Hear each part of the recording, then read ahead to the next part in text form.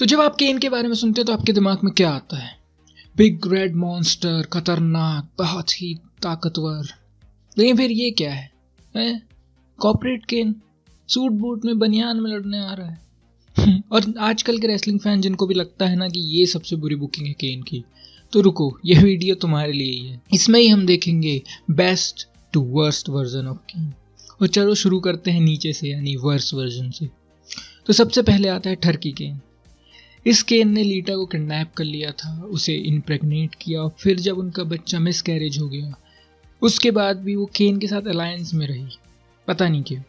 और उसके बाद फिर कुछ टाइम तक उनकी अलायंस चली, उसके बाद उसने केन को धोखा दे दिया एज के लिए। मतलब इतनी बिजार स्टोरी लाइन कि केन के लिए लगता है इनके पास कुछ बचा ही नहीं था कि अब करें क्या। और इसके बाद आता है ECW का रन। ये भी केन के लिए बहुत ही ज़्यादा बुरा रन था, क्योंकि शायद WWE के पास कुछ बचा ही नहीं था कि केन के लिए अब क्या करें, तो उसको ECW में भेज के देख लेते हैं।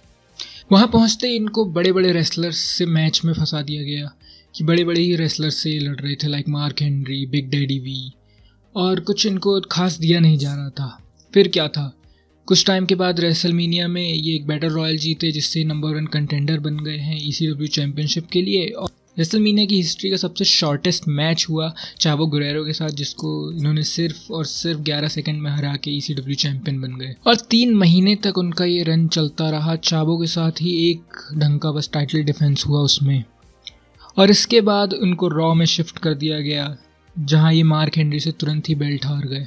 फिर इन्हें स्मैकडाउन में शिफ्ट कर दिया गया, जहां पे ये एक बैग लेके घूमने लग गए और दोहराते हुए घूमने लग गए एक शब्द की, क्या वो जिंदा है? हाँ, क्या वो जिंदा है? और ये असल में रे मिस्टीरियो की बात कर रहे थे, जिनको इन्होंने मारने की कोशिश की थी कुछ टाइम पहले। ऐसी स्टोरी लाइन दिखाई गई।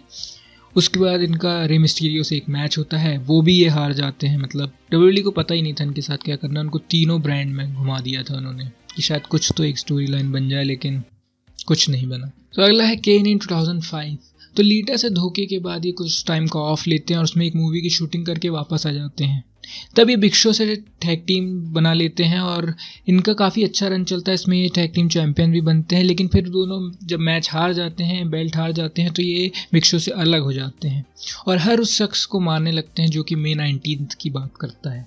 इनके एक आवाज़ गूंजने लगती है पूरे अरीना में May 19 के नाम से। ये एक बोलते हैं कि ये केन के दिमाग के अंदर की आवाज़ है, ये कोई उसे बार बार याद दिला रहा है। और असल में ये डेट थी उनकी मूवी रिलीज़ की, May 19 को। इसको ऐसा दिखाया गया स्टोरी लाइन में कि ये वही डेट है जिस दिन उसकी फैमिली की डेथ हुई आग में जल के।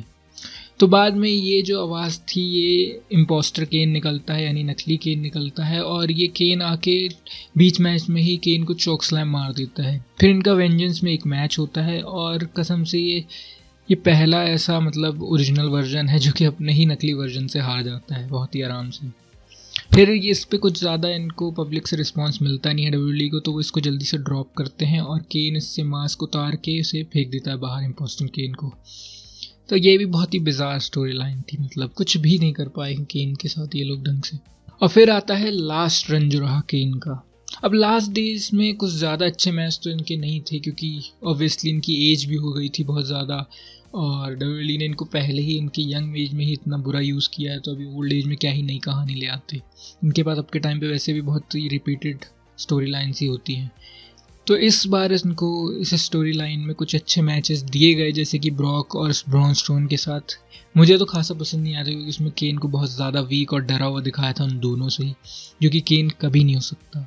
और उसके अलावा शील्ड के साथ या सेथ रॉलिंस के साथ जो इनका थोड़ा बहुत जो रहा मैच, वो भी बहुत अच्छा था, लेकिन वो भी कुछ खासा नहीं सामने आ पाया। और फिर लास्ट में DX के साथ जो मैच हुआ ब्रदर्स ऑफ डिस्ट्रक्शन का, वो तो डिज़ास्टर ही था। तो ये रन भी इनका कुछ खासा तो नहीं था, लेकिन ये है कि चलो कुछ अच्छे मैच उसमें भी थे, और एज अ केन ही वो रिटायर हुए। और अगला है कॉर्पोरेट केन। हाँ, कॉर्पोरेट केन में केन ने जब अपना मास्क स्टेफनी के हाथ में रख दिया था, तब वो उनके पालतू पपलू बन गए थे।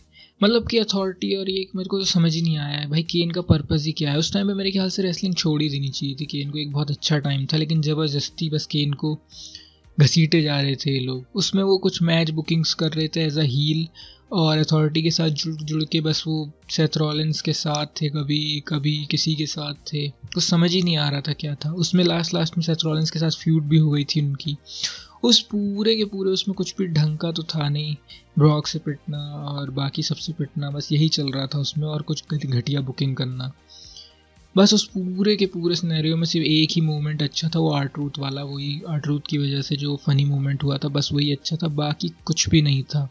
हीट जनरेट भी नहीं हो रही थी, किसी को कोई मतलब ही नहीं था। और हाँ, CM पंक के साथ जो हुआ वो तो हमने देखा ही, इन्हीं के टाइम पे CM पंक ने छोड़ भी दिया था। बहुत बुरा रन था कॉर्पोरेट केन का, मतलब क्या ही था वो। तो अगला केन आता है 1999 से 2000 वाला इन्वर्टेड केन। इस टाइम पे केन ने अपने कैरेक्टर के साथ साथ अपने कॉस्ट्यूम को भी थोड़ा बदलने की कोशिश की, और वो पहले जैसे रेड ब्लैक जो कॉम्बिनेशन था उसको उन्होंने थोड़ा इन्वर्ट कर दिया, मतलब कि अब रेड कलर से उनका कॉस्ट्यूम था और ब्लैक कलर से। तो इस टाइम पे उन्होंने अपने पॉल बेरर से बिट्रेयल के बाद मतलब उन्होंने बाकी जगहों पर ट्रस्ट करना शुरू किया। उसमें से सबसे पहली थी चाइना। उन्होंने चाइना को ट्रस्ट किया और उसके ही बाद उन्हीं की वजह से ट्रिपल एच के साथ भी जुड़ के कॉपरेशन फैक्शन बनाई। लेकिन वही था ना, उन्होंने भी इनको धोखा दे दिया और केन को छोड़ दिया, और उसके बाद उन्होंने अपनी दूसरी टीम उनकी जुड़ी और उन्होंने दूसरे उससे ट्रस्ट जोड़ा जो था एक्सपैक DX, इन सब से जुड़े केन। और ये काफ़ी फ़न टाइम था केन के लिए भी और लोगों के लिए भी केन को ऐसे देखना, क्योंकि ये पहली बार शुरू हुआ था और काफ़ी इसमें केन खुल के सामने आए थे, थोड़ा अपने कैरेक्टर को और खोलने लगे थे। और इसी दौरान वो काफ़ी फ़न एक्टिविटीज़ में भी इन्वॉल्व हुए थे और काफ़ी अच्छे मैचेस में भी, और पहली बार अपनी ह्यूमन साइड थोड़ा सा सही से दिखा रहे थे। और इसी टाइम पे उन्होंने बोलना भी शुरू किया। उनके पहले वर्ड थे सक इट, जो कि DX का स्लोगन है। और उस टाइम पे उनकी गर्लफ्रेंड भी थी, समझ रहे हो तुम, टोरी।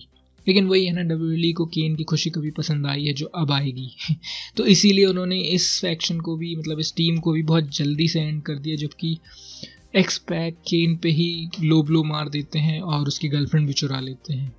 और फिर ये फ्यूड बहुत लंबी चलती है उस टाइम पे, और ये ख़त्म होती है रेसलमेनिया 2000 पे, जब वो एक्सपैक को हरा देते हैं और अपनी अलग स्टोरी के लिए निकल जाते हैं। तो 2009 में टेडी लॉन्ग एक दिन एक एपिसोड में अनाउंस करते हैं कि अंडरटेकर बहुत ही बुरी हालत में मिले हैं केन को, और उनका अटैकर का भी अभी नाम डिस्क्लोज नहीं किया है केन ने। फिर हमें केन को दिखाते हैं कि वो अलग अलग लोगों से, अलग अलग रेसलर से इंटरोगेट करते हैं, और उसके बाद इसी दौरान वो मनी इन द बैंक जीत जाते हैं, और जिसको वो सेम नाइट पे कैश इन कर लेते हैं रे मिस्टीरियो पे, और वो जीत जाते हैं। फिर वो रे मिस्टीरियो पे इल्ज़ाम लगाते हैं कि रे मिस्टीरियो ने ही अंडरटेकर को उस हालत में भेजा है, और रे मिस्टीरियो कहते हैं कि ये केन ने खुद किया है और उन पे इल्ज़ाम लगा रहे हैं। फिर उनका एक कैस्केड मैच होता है जिस मैच में अंडरटेकर रिटर्न मारते हैं, और इसी दौरान वो रे मिस्टीरियो की जगह केन पे अटैक करते हैं। पहली बार केन अंडरटेकर के सामने कमज़ोर नहीं दिखते हैं और वो उनके अटैक को भी ब्लॉक करके उन्हीं को उल्टा टोमस्टोन मार देते हैं। पहली बार WWE ने केन को पावरफुल दिखाया था अंडरटेकर के अगेंस्ट में, और ये बहुत ही अच्छा लगता है। उनके 3 मैच होते हैं अंडरटेकर के साथ,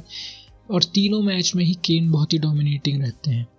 first match night of champions में जब वो अंडरटेकर को हरा देते हैं। सेकंड मैच हेल इन अ सेल में जिसमें पॉल बेरर भी रिटर्न मारते हैं, लेकिन वो भी केन की साइड लेके अंडरटेकर को धोखा देते हैं और केन इसमें भी जीत जाते हैं।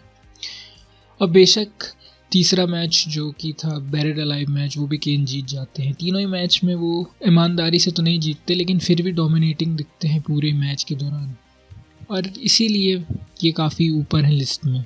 पर फिर भी WWE एंड में केन के साथ गलत तो करती ही है। इसके बाद की फ्यूड होती है एज के साथ वर्ल्ड हैवीवेट चैंपियनशिप के लिए, और बस यहीं पे वो पूरा मामला ख़राब हो जाता है। तो इस स्टोरी लाइन में एज के पॉल बेरर को किडनैप कर लेते हैं, और उसके बाद उनको काफ़ी जगहों पे ऐसे केन ढूंढते रहते हैं, बचाने की कोशिश करते हैं। और ये बहुत ही बिजार सी स्टोरी लाइन थी, मतलब पता नहीं क्या चल रहा था स्टोरी लाइन में। उनको छत से फेंक दिया जाता है और पता नहीं क्या क्या दिखा देते हैं लोग। पर वही है, इसमें भी केन को बहुत वीक दिखाते हैं और एकदम मतलब बेवकूफ़ सा दिखाया जाता है, और एंड में एज जीत भी जाते हैं केन से। तो ये अच्छा नहीं था मतलब स्टोरी लाइन के हिसाब से, इसीलिए ये और ऊपर नहीं जा सके लिस्ट में ये वाले वर्जन केन का।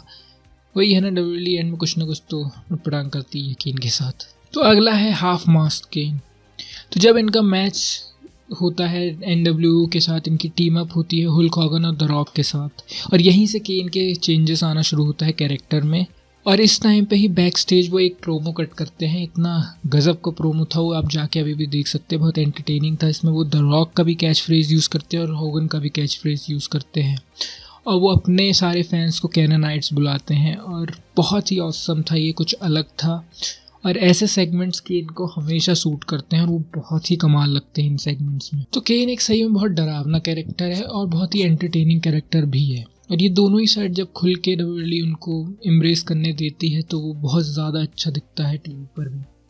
और ऐसा ही इसमें भी हुआ जब उन्होंने बुकर टी और गोल्डस्ट के साथ अलायंस बना के एक मैच जीता था, तभी उसी दौरान पे उन्होंने केन रूनी भी करके दिखाया था, जो कि पब्लिक को बहुत पसंद आया था। केन से इसकी उम्मीद भी नहीं थी, लेकिन क्या मस्त था। और ऐसे ही और उनके कॉमेडिक सेगमेंट थे और एंटरटेनिंग सेगमेंट थे, और मैचेस भी बहुत अच्छे अच्छे कर रहे थे, और इन रिंग वर्क भी उनका बहुत अच्छा था। इस टाइम पर उनकी फिजिक भी बहुत सही थी। और इसके बाद उन्होंने RVD के साथ अपनी टीम बना ली थी, और इस टाइम वो 2 बार टैग टीम चैंपियंस भी बने, तो इसमें काफ़ी सक्सेस मिली उनको दोनों को ही। और केन इस टाइम पे बेस्ट थे, मतलब मज़ा ही आ गया था केन को इतना एंटरटेनिंग देख के। तो अगले हैं टीम हेल नो वाला केन। तो टीम हेल नो एक बहुत ही ज़बरदस्ती का अलायंस बन गया था डैनियल ब्रायन और केन के बीच में। देखो, डब्ल्यूडब्ल्यूई में केमिस्ट्री बनना बहुत ही मुश्किल काम होता है, और इन दोनों के बीच में एक बहुत अजीब सी केमिस्ट्री बन गई थी और बहुत ही मस्त बन गई थी। इन दोनों का आपस में झगड़ना, एंगर मैनेजमेंट क्लास के लिए जाना दोनों का, और इसमें केन के डिमोनिक पास्ट को भी ध्यान में रखा गया था। उसके साथ साथ उनके प्रेजेंट में जो कॉमेडिक उनके बॉन्ड बन रहा था डैनियल ब्रायन के साथ, उसको भी बहुत अच्छे से दिखाया गया था। तो इसी दौरान में उनका एक दूसरे से बहस करना बीच मैच के दौरान, और बीच मैच में एंगर मैनेजमेंट में जैसा उनको सिखाया गया उस हिसाब से रेसलर्स को या अपने अपोनेंट्स को भी हक कर लेना, बहुत ही मस्त लग रहा था उनका। और इसी दौरान में इन्होंने अपनी बॉन्ड को और आगे बढ़ाते हुए टैग टीम चैम्पियनशिप भी जीती, कई बार जीती, और लेकिन ये भी बहुत ज़्यादा आगे तक नहीं चल पाया, क्योंकि डब्ल्यूडब्ल्यूई को वही है ना, ज़्यादा आगे तक केन किसी के साथ भी शायद अच्छे नहीं लगते। और इसका एक और कारण था कि डैनियल ब्रायन को इससे बहुत ज़्यादा फ़ायदा हुआ था, तो वो सिंगल्स पुश के लिए जा रहे थे अपने।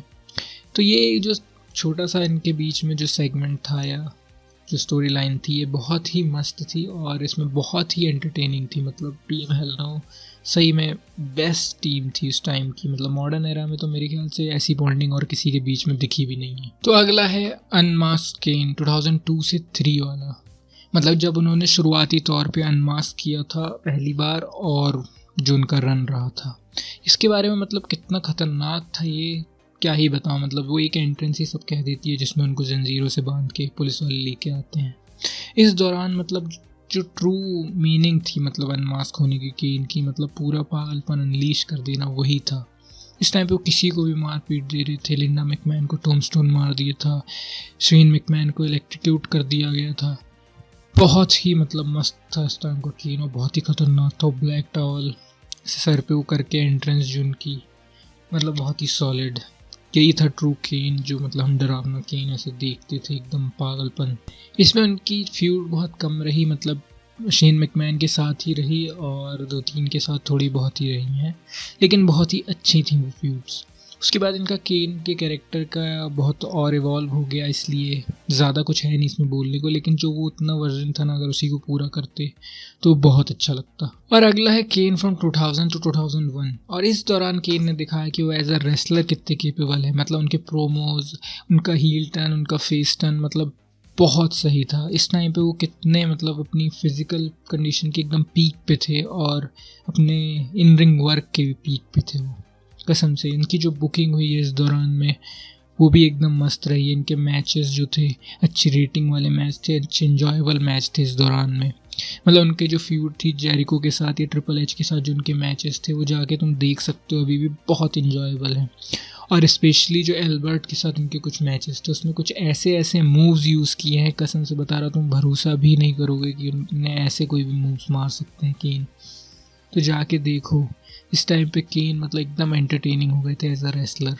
और इसमें सबसे मेरे फेवरेट टीम जो अब तक की रेसलिंग हिस्ट्री में रही है वो भी इसमें बहुत अच्छे आगे चली है, वो है थी ब्रदर्स ऑफ डिस्ट्रक्शन। मतलब उन दोनों के मिल के क्या क्या फ्यूड हुए हैं, जैसे कि ऑस्टिन और ट्रिपल एच के साथ जो इनकी फ्यूड चली थी, चैम्पियनशिप चली थी, वो क्या मस्त थी। और उसके बाद उनकी रिकीशी के साथ, हाकू के साथ जो भी उनकी फ्यूड चली थी वो कितनी मस्त चली थी, DDP वाला सेक्शन तो एकदम मस्त चल रहा था इस टाइम केन का मामला। बहुत ही मस्त, मतलब इन रिंग वर्क हो जाए और कुछ भी, बहुत सॉलिड था इस टाइम।